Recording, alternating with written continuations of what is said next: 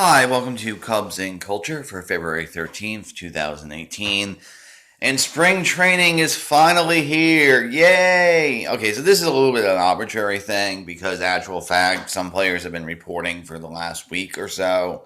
The gear got moved last week. For someone like Jason Hayward, he's been working since January. But today is the first official mandatory practice for most teams. Some teams did yesterday. Some teams will do tomorrow. But for the Cubs, it's today. So it's only pitchers and catchers at this point. It's usually pitchers and catchers for about 4 or 5 days. And then the rest of the team, mandatory practice is Saturday, I think, or maybe Sunday. Actual spring training games begin in 11 days from now. Any case, okay, so one of the things about spring training is it means different things to different people, and so that's one of the reasons why spring training statistics aren't as meaningful as regular season statistics. So a good example of this is what actually happened last year. Ian Happ had a blistering spring. He hit like 400, like 5 home runs or something. He had an absolutely blistering spring because there was some talk of him making the roster before the season started. The issue with this, so obviously for him, he wanted to put his best foot forward. Give me a moment. The cat's stuck. Excuse me. So obviously you want Happ wanted to put his best foot forward, so he had it absolutely blistering. On the other hand, Davis knew he was going to be the closer going in. He knew he was the closer last year as soon as he was traded to the Cubs. And so him being a veteran guy, he ended up basically just using it as actual practice and training. And so he actually, if you look at his statistics in terms of his ERA,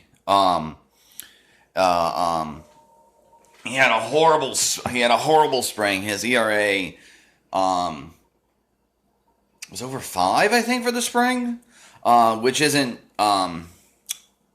great, especially for your closer. The thing is, one, he never actually closed out a game, and two, he was basically just throwing meatballs down the pipe because, it's spring training. What the hell does it matter? So, by far and large, spring training statistics, especially like Central, or the main ones we tend to talk about during the regular season, are meaningless because of it being training. So, win-loss record for both pitchers and the overall team in 2016, the Cubs had a 500 record in spring training. Last year, they had a slightly below 500 record in spring training, etc. ERA, earned run average, and OPS, on base plus slugging, all those three are basically completely meaningless, and you should ignore them. We keep track of them, but they're basically annoying. Basically meaningless. With that being said, there are sort of the peripherals. The size statistics are important, though. Because they can predict a better season. So, people probably won't remember this. In 2016, Kyle Hendricks was not guaranteed a spot in the rotation, and he was in competition with, what's his name? Adam Warren for the 5th spot. The thing is, in the spring, he didn't walk a single person, and he struck out, 30? Guys, which is a lot. It's a good ratio. And so all the side numbers indicated he was going to have a very nice season. So they kept, even though Warren had posted a better ERA for the spring, they kept Hendricks in the rotation. And then he ended up being pretty indisputably, for actually the last 2 years, the Cubs' most valuable starter. With Quintana in the second half, maybe giving him a little bit of a run for his money. Anyway, so you should be looking at strikeout totals and walks, and then more importantly, the ratio. So it should be 3 to 1 is a good ratio for pitchers, and then 1-1 is a good ratio for hitters. Okay, so there's that. I'm going to do this throughout the spring, but I want to talk about some of the squad goals that I have. So the first one, because pitchers and catchers, let's start with pitching. So for the rotation, by all accounts, I don't know the order yet. The rotation is Quintana, Lester, Hendricks, Darvish, and Chatwood. I would guess the rotation would go Lester, Darvish, Quintana, Hendricks, Chatwood. Or Hendricks still might be the fifth starter for whatever reason. This will be determined closer to when we get. It will be determined at the first day of the season. Usually they play for a week or so before that questions even begin to be broached. Okay, so my overall goal for this season for the rotation is a very basic one. Last year, I think most of the rotations in the problems in the rotation were related to player health. So I would like for,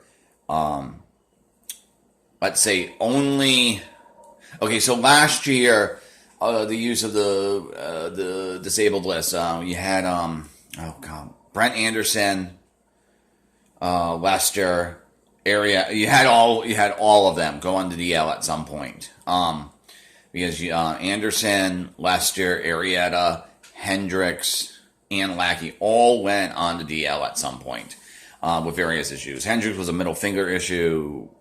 Anderson was his back. Lester was his shoulder, etc. So what I would like for this, and let's be reasonable, that for the rotation that only one person, let's say one per half, that only, because in the first half you had multiple people, Hendricks ended up, so it was Anderson and Hendricks at one point were both on DL, so it was really 2 at once. So let's say the squad goal for health is only one starting pitcher goes on the disabled list per half.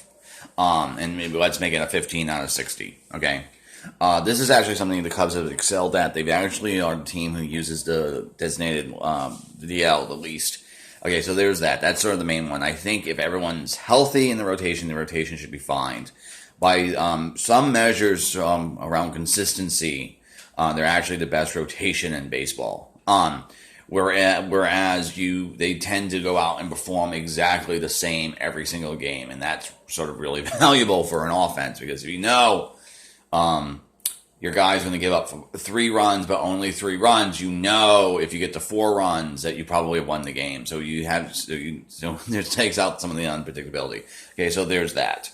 And on that note, what I want to see out of this staff for the rotation is I want them to come in first, not in ERA, not in strikeout totals, not in number of walks given, etc. I want them to come in first in total number of quality starts and percentage of quality starts. Where a quality start is 6 innings pitched, 3 runs, no more than 3 earned runs. So that's what I think we should be aiming at. Okay, so let me do just looking at the time, I'll just do Baez, Almora, and Contreras for the day. I haven't seen them play yet, but for Baez, my goal for him this season is for him to have, I know this baby steps here with his strikeout totals, I would like for him to have 10 or more intentional walks. He's never walked 10 times in a season. And I think if he gets to 10 walks, it was on a nice roll in the first half where he had like 3 or 4 games where he actually had an unintentional walk. Like 3 games in a row. So I want him to go on and get to at least 10 because he's never had 10 unintentional walks in a season. He's had plenty of. Because he often bats in front of the pitcher, so he's walked a lot intentionally. But anyway, so that's my goal for Baez. For Almora, last year he struggled mightily against righties, and he was often platooned, where he would only start against left-handers. I want him to not be in a situation where Joe Madden feels like he has to protect him from righties and platoon him in that, and to have a platoon advantage. So I basically want Almora to be better against righty, so he gets more playing time. And then for Contreras, this should not be shocking. I want his pitch framing scores, which were at -3 defensive runs saved. I would like for him to drop that to -2 defensive runs saved overall. By the way, he's even with the pitch framing issue, he's still a net positive defensive player because of his cannon for an arm. So those are my sort of for the ABCs of improvement for the Cubs. I would like for Baez to walk, Almora to get better against righties, and Contreras to post a better pitch framing score. Okay, so that's going to be it for Cubs and Culture today. I'll get to Birdman tomorrow, and then Revenant maybe the same day. I'm not sure. If not, yeah, sometime this week. Okay, so see you in a bit. Cubs and Culture out.